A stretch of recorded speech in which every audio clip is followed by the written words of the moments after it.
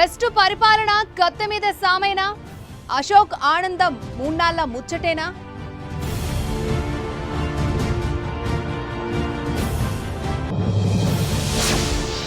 మంత్రి అనిల్ టార్గెట్ గా ఇసుక తుఫాన్, టీడీపీకి వైసీపీ నేతల మద్దతుందనే డౌట్.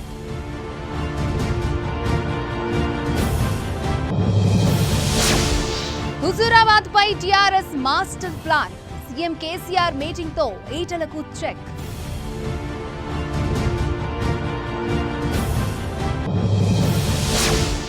తిరువూరు టీడీపీకి మూడో కృష్ణుడు, అధిష్టానానికి మొదలయ్యాయి కొత్త తిప్పలు.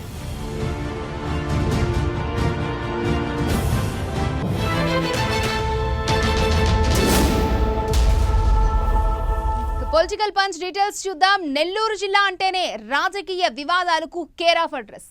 నిత్యం ఏదో ఒక ఇష్యూ లేకపోతే అక్కడి నేతలకు పొద్దు గడవదేమో. ఏదో ఒక ఇష్యూని పట్టుకుని రాజకీయ రగడ చేస్తూనే ఉంటారు. ఇప్పుడు నెల్లూరు సిటీ కేంద్రంగానే రచ్చ మొదలైంది. దూకుడుగా సాగిపోతున్న మంత్రికి బ్రేకులు వేసేందుకు ఓ వర్గం స్క్రీన్ ప్లే రాస్తే ప్రతిపక్ష నేతలు పాత్ర పోషిస్తున్నారు అనే చర్చ జరుగుతోంది. ఆయనపై భారీగా అవినీతి ఆరోపణలు చెలరేగుతున్నాయి. అసలు ఈ ఎపిసోడ్ వెనుక నుంచి నడిపిస్తున్నదెవరు? ఆ మంత్రి ఎవరు? ఆరోపణలకు దారితీసిన ఆ ఇష్యూ ఏంటి? ఎప్పుడూ రాజకీయ వివాదాలతో రాష్ట్ర రాజకీయాలను ఆకర్షించే నెల్లూరు జిల్లాలో సహజ సంపద అయిన ఇసుక ఇప్పుడు పెద్ద ఎత్తున దుమారాన్నే రేపుతోంది. ఈ ఇసుక తుఫానుకు నెల్లూరు సిటీ నియోజకవర్గం కేంద్ర బిందువుగా మారింది. రాష్ట్ర మంత్రి అనిల్ కుమార్ యాదవ్ ఇలాఖా ఇది. 2 సార్లు ఎమ్మెల్యేగా ఇక్కడి నుంచే గెలిచారు. సిటీ నియోజకవర్గ పరిధిలోని భగత్ సింగ్ కాలనీ సమీపంలో జగనన్న ఇళ్ల కోసం ఏర్పాటు చేసిన లేఅవుట్లకు పెన్నా నది నుంచి ఇసుకను తరలించారన్నది టీడీపీ నేతల ఆరోపణ.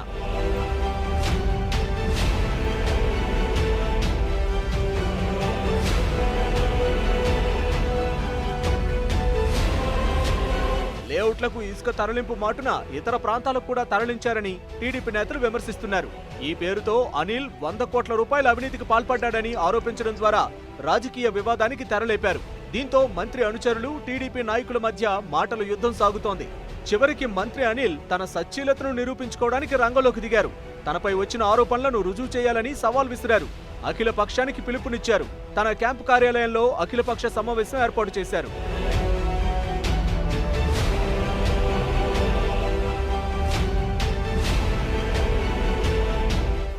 ఆల్ పార్టీస్ని ఈరోజు పిలిపించి అందరికీ నేనే ఫోన్ చేశాను. ఆఖరికి తెలుగుదేశం పార్టీ అజీజ్ గారికి కూడా, మీరు వెళ్ళండి, వాళ్ళు ఇచ్చిన పర్మిషన్స్ చూసుకోండి, తవ్విన ఎంత ఇసుకుంది, నింపిన ఇసుకని ఎక్కడా కూడా నేనే వెతికెళ్ళేది లేదు, దాచిపెట్టే అంత ఇసుక కాదు అది. 100 కోట్ల దోపిడీ ఇసుకని బండు పొర్లు కట్ట ఇదవుతుందని మీ అందరికీ కూడా తెలుసు. అంటే అబద్ధం అనేది ఎప్పుడు కూడా అబద్ధంలాగే ఉంటుంది. ఎందుకంటే పొద్దున్న చెప్పింది ఈరోజు సాయంకాలం మర్చిపోతాం, అది అబద్ధం కాబట్టి.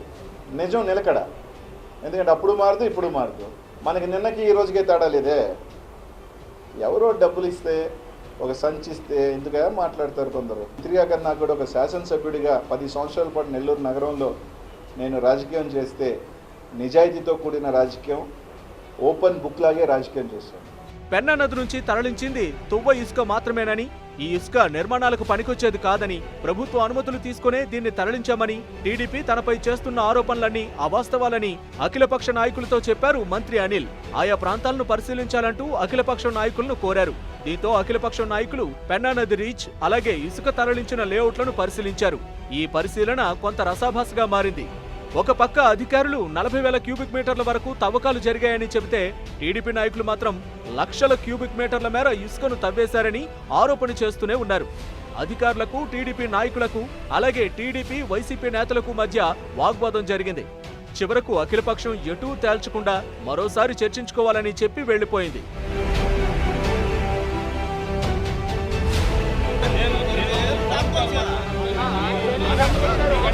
మరోపక్క మంత్రి అనిల్ పై టీడీపీ నేతలు చేస్తున్న అవినీతి ఆరోపణల వెనుక కొందరు వైసీపీ నాయకుల హస్తం ఉందన్న వాదనలు వినిపిస్తున్నాయి.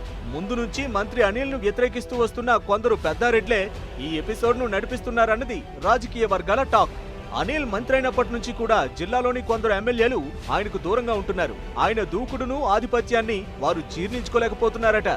ఎవరైతే తనపై ఆరోపణలు చేస్తున్నారో వాళ్లు డబ్బు సంచులు తీసుకొని తనపై ఆరోపణలు చేస్తున్నారని, వాళ్లను వెనక నుంచి కొందరు వ్యక్తులు నడిపిస్తున్నారని మంత్రి అనిల్ బహిరంగంగానే చెబుతున్నారు. అదే సమయంలో జిల్లాలో ఉన్న తమ పార్టీ నాయకులంతా కలిసికట్టుగా ఉన్నారని అంటున్నారు. దీన్ని బట్టి చూస్తుంటే కర్ర విరక్కుండా పాము చావకుండా అన్న చందంగా మంత్రి వ్యవహరిస్తున్నారని చెబుతున్నారు. ఇదంతా వైసీపీలోని అంతర్గత కలహాలను బయటపెడుతున్నాయి.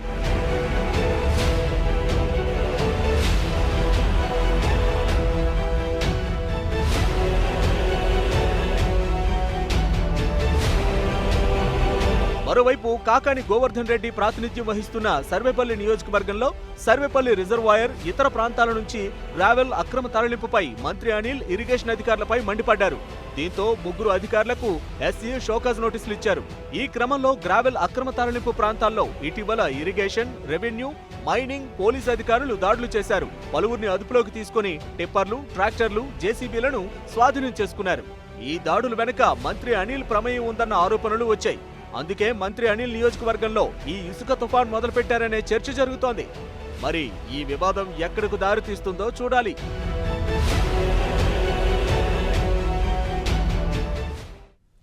విజయనగరం రాజావారికి హైకోర్టు తీర్పు తీసుకొచ్చిన ఆనందం మూన్నాళ్ల ముచ్చట కాబోతోందా? ఏడాది పాటు మాన్సాస్కు దూరమయ్యారు అన్న బాధ నుంచి ఉపశమనం పొందుతున్న రాజుగారికి ప్రభుత్వం నుంచి సవాళ్లు ఎదురు కానున్నాయా?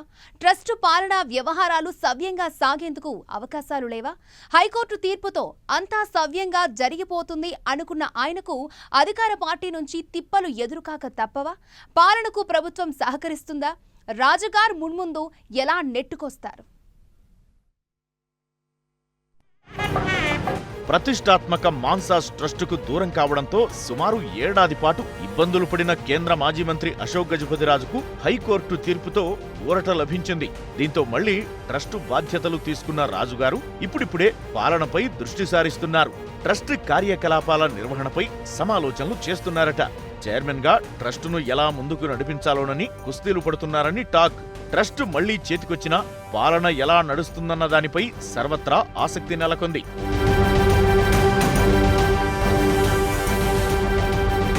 సంచయిత గజపతిరాజు నియామక ఉత్తర్వులను రద్దు చేస్తూ హైకోర్టు ఇచ్చిన తీర్పుతో రాజుగారి ముఖంలో మునుపటి ఆనందం కనిపించింది. ఎక్కడా లేని ఉత్సాహం ఆయన కదలికల్లో కనిపిస్తోంది. హైకోర్టు తీర్పు ఇచ్చిన వెంటనే మాన్సాస్ ట్రస్ట్ చైర్మన్ గా బాధ్యతలు తీసుకున్నారు అశోక్ గజపతిరాజు. అయితే ఆ సమయంలో ట్రస్టు ఈవో గాని కరెస్పాండెంట్ గాని అందుబాటులో లేకపోవడంతో కాస్త అసహనం చెందారు. ఈ విషయాన్ని ముందే ఊహించిన ఆయన తన పని తాను చేసుకుపోయారు.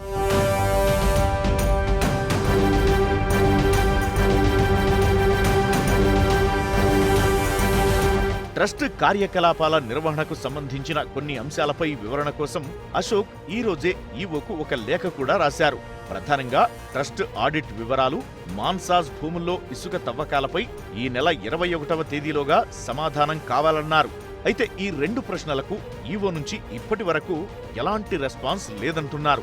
అంతేకాదు ట్రస్ట్ సిబ్బందికి, ఉద్యోగులకు సంబంధించిన పెండింగ్ జీతాలను వెంటనే చెల్లించాలని, 5 లక్షల రూపాయలకు పైబడిన కొనుగోళ్లకు లెక్కలు తదితర అంశాలపై సమాధానం చెప్పాలంటూ ఈవోకు ఘాటుగా లేఖ రాశారు. ఆ లేఖలకు ఇప్పటి వరకు ఈవో నుంచి సమాధానాలు రాలేదు. ఈ పరిణామాలన్నింటినీ చూస్తుంటే ట్రస్ట్ చైర్మన్ అయిన అశోక్ గజపతిరాజుకు మాన్సాస్ అధికారులెవరూ సహకరించడం లేదన్న అనుమానాలు వ్యక్తమవుతున్నాయి.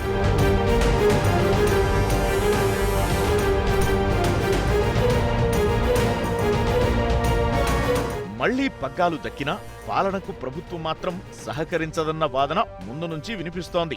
హైకోర్టు తీర్పును సవాల్ చేస్తూ ప్రభుత్వం అప్పీలుకు వెళుతుందని మంత్రులు ప్రకటించడం, అశోక్ గజపతిరాజు మాన్సాస్ ట్రస్ట్ చైర్మన్ బాధ్యతల స్వీకారం సమయంలో అధికారులు లేకపోవడంతో పాటు ఆయన రాసిన లేఖలకు కూడా ఎవ్వరూ స్పందించకపోవడం చూస్తుంటే మాన్సాస్ కార్యకలాపాలను నిర్వహించడం ట్రస్ట్ చైర్మన్ గా అశోక్ గజపతిరాజుకు కత్తిమీద సామేనని అంటున్నారు.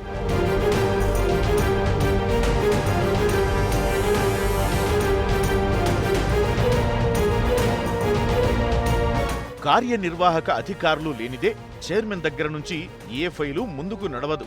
ప్రభుత్వ సహకారం లేకుంటే కార్యకలాపాలను నిర్వహించడం సాధ్యం కాదు.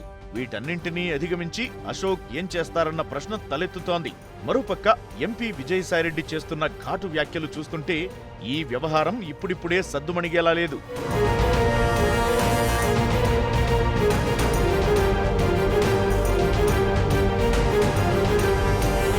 అశోక్ గజపతిరాజు హయాంలో ట్రస్టులో పలు అవినీతి అక్రమాలు జరిగాయని, ఆయన జైలుకు వెళ్లడం ఖాయమంటూ విజయసాయిరెడ్డి చేస్తున్న వ్యాఖ్యలు మాన్సాస్ వివాదానికి మరింత ఆజ్యం పోస్తున్నాయి. మరోపక్క ప్రస్తుతం అశోక్ గజపతిరాజు చైర్మన్ గా ఉండగానే ట్రస్ట్ కార్యకలాపాలపై ప్రభుత్వం విచారణ జరిపే అవకాశాలు ఉన్నాయంటూ ప్రచారం జరుగుతోంది. ఇదే జరిగితే అశోక్ గజపతిరాజు మళ్లీ ట్రస్టుకు దూరమయ్యే అవకాశాలుంటాయనే వాదనలు వినిపిస్తున్నాయి.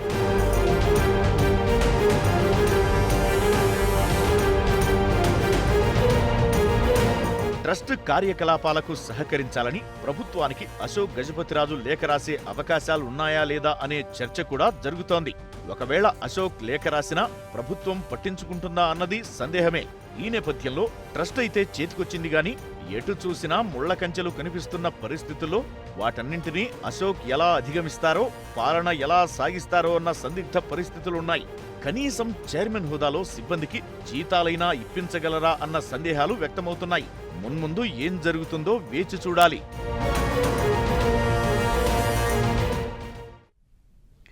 తెలంగాణ అంటే ఉప ఎన్నికలంటే తెలంగాణ. ఎన్నికలు ఏవైనా పార్టీ ఆవిర్భావం నుంచి అక్కడ గులాబీ జెండాయే రెపరెపలాడుతోంది. కానీ ఈసారి మాత్రం పరిస్థితులు కొంచెం భిన్నం. ఇన్నాళ్ళు ఆ పార్టీకి వెన్నుదన్నుగా ఉన్న నాయకుడు బయటకెళ్లి ప్రత్యర్థిగా తలబడబోతున్నారు. నియోజకవర్గాన్ని చేజార్చుకోవడం ఇష్టం లేని టీఆర్ఎస్ ప్లాన్లు వేస్తోంది. అధినేతతో ఓ భారీ బహిరంగ సభ పెట్టి బలాన్ని చూపించుకోవాలని చూస్తోంది. ఈ పాటికే ఆ నియోజకవర్గం ఏంటో మీకు అర్థమైపోయింది కదా. ఇంకెందుకు లేటు, వాజ్ ది స్టోరీ.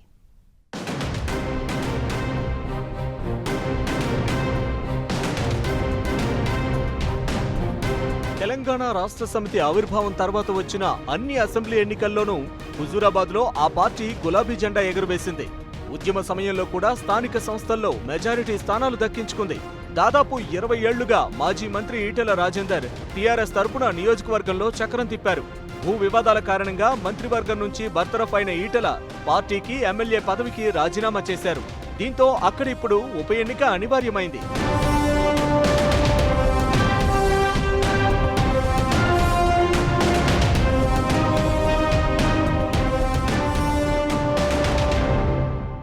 ఆ నియోజకవర్గం టీఆర్ఎస్ కు కంచుకోటగా ఉన్న ఈటెల అనుచరుల సంఖ్య తక్కువేం లేదనే అభిప్రాయం ఉంది.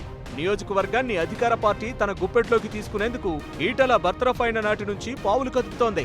ఈటెల బీజేపీలో చేరిన తరువాత నియోజకవర్గంలో ప్రచారాన్ని మొదలు పెట్టడంతో టీఆర్ఎస్ కూడా కార్యకర్తల సమావేశాలను నిర్వహించి జోష్ తెస్తోంది.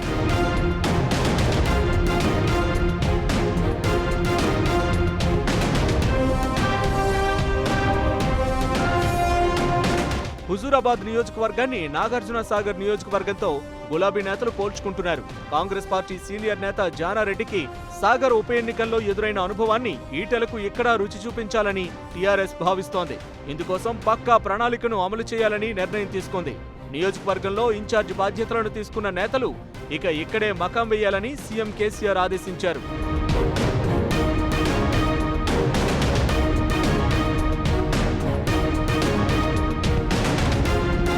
త్వరలో మంత్రి హరీష్ రావు నియోజకవర్గంలో పర్యటించనున్నారు. ఆ తర్వాత కేసీఆర్ తో భారీ బహిరంగ సభను నిర్వహించాలన్న యోచనలో అధికార పార్టీ ఉన్నట్లు తెలుస్తోంది. వీలైనంత త్వరలోనే ఉప ఎన్నికలొచ్చే అవకాశం ఉందని గులాబీ దళం అంచనా వేస్తోంది. జూలై లేదా ఆగస్టు నెలల్లో ఎన్నికల షెడ్యూల్ విడుదలయ్యే ఛాన్స్ ఉందన్న ప్రచారం కూడా జరుగుతోంది. దీంతో షెడ్యూల్ వెలువడక ముందే ఓసారి సీఎం సభను నిర్వహించేందుకు గులాబీ పార్టీ రెడీ అవుతున్నట్లు సమాచారం.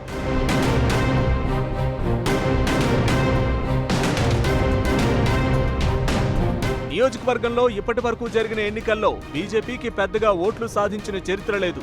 కానీ ఈ విడత మాత్రం ఆ పార్టీ అభ్యర్థిగా ఈటెల నిలబడుతూ టీఆర్ఎస్ కు సవాల్ విసురుతున్నారు. దీంతో గులాబీ పార్టీ వర్సెస్ ఈటెల రాజేందర్ అన్న చందంగానే ఉప ఎన్నికలు జరగనున్నాయి. ఈ నేపథ్యంలో ఉప ఎన్నికల్లో పట్టు నిలుపుకునేందుకు గులాబీ దళం పావులు కదుపుతోంది.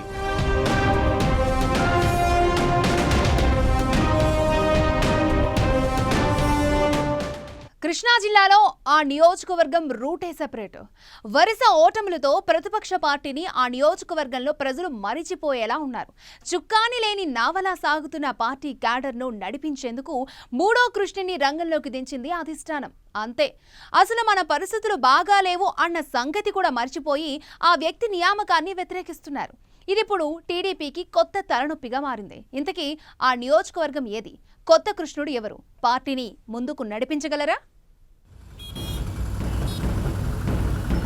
ఏపీ రాజకీయాల్లో కృష్ణా జిల్లాది ప్రత్యేక స్థానం.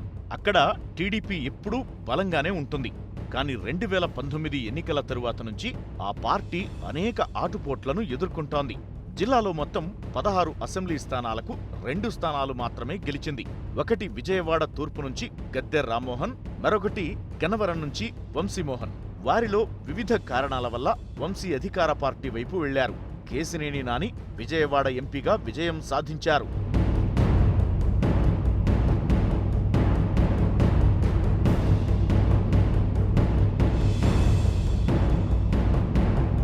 తిరువూరు నియోజకవర్గంలో టీడీపీ పరిస్థితి దారుణంగా ఉంది. 1994, 1999లో టీడీపీ నుంచి నల్లగట్ల స్వామిదాసు విజయం సాధించారు. అనంతరం జరిగిన 2004 నుంచి 2019 వరకు ఎన్నికల్లో వరుసగా పరాజయం పాలైంది. మొదటి 3 ఎన్నికల్లో స్వామిదాస్ పోటీ చేసి ఓటమి చెందారు. మొన్నటి ఎన్నికల్లో మాజీ మంత్రి జవహర్ తిరువూరు నుంచి పోటీ చేసి పరాజయం పాలయ్యారు. మొన్నటి వరకు తిరువూరు ఇన్ఛార్జిగా ఉన్న జవహర్ తన పాత నియోజకవర్గమైన పశ్చిమ గోదావరి జిల్లా కొవ్వూరికి దుకాణం సర్దేశారు. ఆయన్ను రాజమండ్రి పార్లమెంటు టీడీపీ అధ్యక్షుడిగా కూడా నియమించారు. తిరువూరు నియోజకవర్గంలో పార్టీ కేడర్ను పట్టించుకునే నాథుడే లేకుండా పోయారు. పార్టీ అధిష్టానం పిలుపునిచ్చే కార్యక్రమాలను నిర్వహించేవారే కరువైపోయారు. ఈ నియోజకవర్గం తెలంగాణకు బార్డర్లో ఉంటుంది. ఈ నియోజకవర్గంలో తిరువూరు, విస్సన్నపేట, గంపలగూడెం, కొండూరు మండలాలు ఉన్నాయి.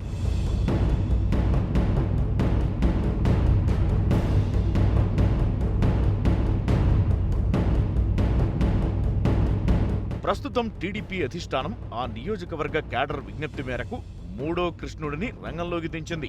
స్వామిదాసు, మాజీ మంత్రి జవహర్, ఇప్పుడు కొత్తగా సేవల దేవదత్తుని ఇన్ఛార్జిగా నియమించారు చంద్రబాబు. కాకపోతే ఆయన నియామకంపై పెదవి విరుస్తున్నారు స్థానిక టీడీపీ నేతలు. టీడీపీలో సుదీర్ఘకాలం పనిచేసిన వారిని కాదని కార్పొరేట్ ఆస్పత్రి నిర్వాహకులను ఎలా ఇన్ఛార్జిగా నియమిస్తారంటూ సన్నాయి నొక్కులు నొక్కుతున్నారు స్థానిక నేతలు.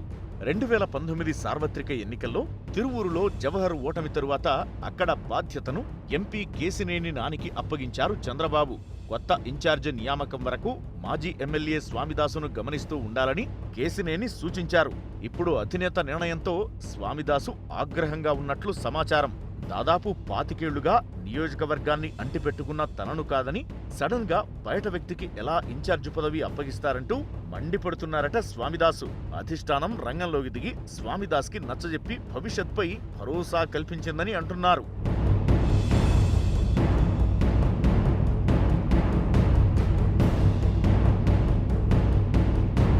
ఒకప్పుడు టీడీపీకి గట్టి పట్టు ఉన్న తిరువూరు నియోజకవర్గంలో ఈ పరిస్థితికి నాయకుల వైఖరే కారణమని తెలుగు తమ్ముళ్లు వాపోతున్నారు. పార్టీ స్థాపించినప్పటి నుంచి తిరువూరు నియోజకవర్గానికి 9 సార్లు ఎన్నికలు జరిగితే టీడీపీ 4 సార్లు గెలిచింది. 1989లో మాజీ మంత్రి జవహర్ సోదరుడు రవీంద్రనాథ్ పోటీ చేసి కోనేరు రంగారావుపై ఓటమి చెందారు. 1994, 99లో కోనేరు రంగారావును స్వామిదాసు ఓడించారు. 2009, 2014లలో స్వల్ప ఓట్ల తేడాతో స్వామిదాస్ ఓటమి చెందారు.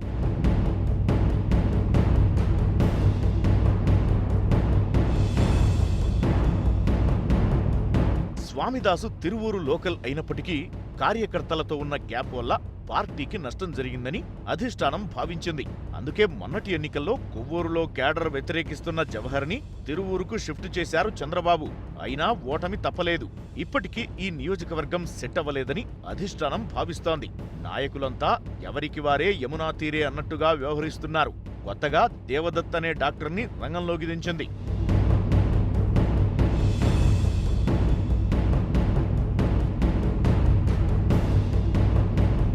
ఒక కొత్త నాయకుడిని ఇన్ఛార్జిగా నియమిస్తే గెలిపించి తీసుకువస్తామని ఇన్ని రోజులు బల్లగుద్ది మరీ చెప్పారు తెలుగు తమ్ముళ్లు. ఇప్పుడు మాత్రం పార్టీకి సంబంధం లేని వ్యక్తిని ఇన్ఛార్జిగా ఎలా నియమిస్తారంటూ మండిపడుతున్నారు. 3వ కృష్ణుడి రాకతో సమస్య పరిష్కారమవుతుందనుకున్న అధిష్టానానికి కొత్త తలనొప్పులు మొదలయ్యాయి.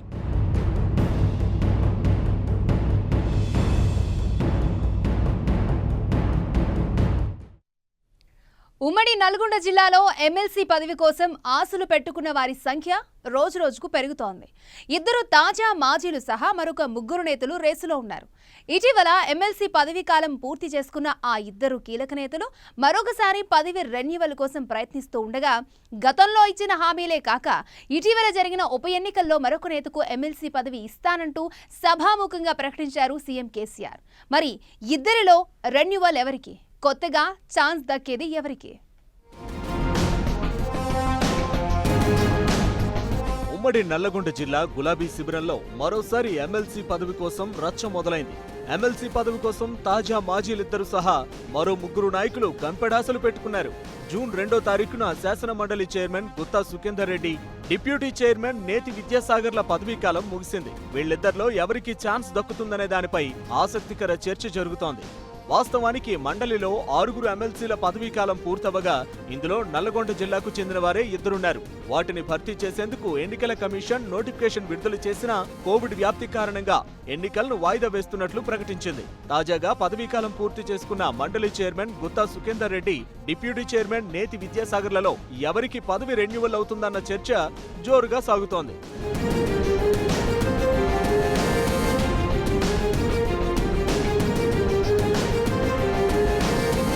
నల్లగొండ పార్లమెంట్ స్థానం నుంచి 3 పర్యాయాలు లోక్సభ సభ్యుడిగా పనిచేసిన సీనియర్ నాయకుడు గుత్తా సుఖేందర్ రెడ్డి 2019 ఆగస్టు 26న ఎమ్మెల్యే కోటాలో మండలి సభ్యుడిగా ఎన్నికయ్యారు.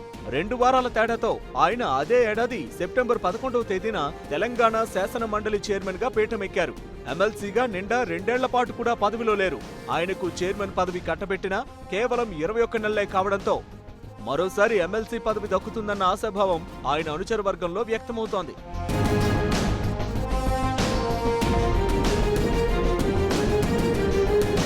డిప్యూటీ చైర్మన్ నేతి విద్యాసాగర్ 2015 జూన్ 4వ తేదీన ఎమ్మెల్సీగా ఎన్నికయ్యారు. మండలి తొలి చైర్మన్ స్వామిగౌడ్ ఎన్నిక సందర్భంగా కాంగ్రెస్ ఎమ్మెల్సీగా ఉన్న విద్యాసాగర్ టీఆర్ఎస్ కు సహకరించడంతో స్వామిగౌడ్ ఏకగ్రీవంగా ఎన్నికయ్యారు. ఆ తర్వాత ఆయన పదవీకాలం పూర్తవడంతో టీఆర్ఎస్ అధినేత కేసీఆర్ మరోసారి అవకాశం కల్పించారు. మొత్తం 14 ఏళ్ల పాటు ఎమ్మెల్సీగా కొనసాగారు విద్యాసాగర్. మరోసారి విద్యాసాగర్ కు కేసీఆర్ అవకాశం కల్పించకపోవచ్చనే టాక్ బలంగా వినిపిస్తోంది.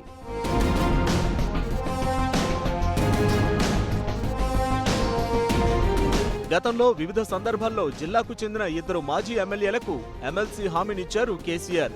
కోదాడ, నకిరేకల్ మాజీ ఎమ్మెల్యేలు వేనపల్లి చంద్రరావు, వేముల వీరేశంలకు ఛాన్స్ ఇస్తామన్నారని సమాచారం. సీనియర్ నేత చంద్రరావు చాలా కాలంగా ఎమ్మెల్సీ పదవి కోసం ఆశలు పెట్టుకున్నారు. ఎప్పుడో ఎమ్మెల్సీ చేస్తానని హామీ ఇచ్చినా ఇప్పటి వరకు ఎలాంటి పదవి దక్కలేదు.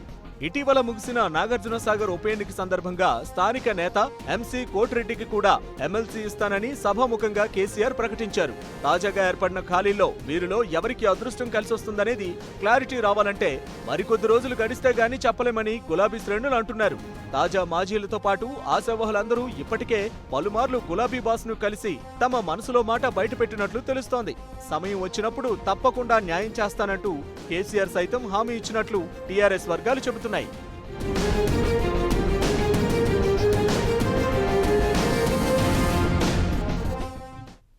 ఇవి పొలిటికల్ పంచ్ డీటెయిల్స్. మరిన్ని పొలిటికల్ పంచెస్ తో మళ్ళీ కలుద్దాం. చూస్తూనే ఉండండి 10 టీవీ, జనం కోసం, నిజం కోసం.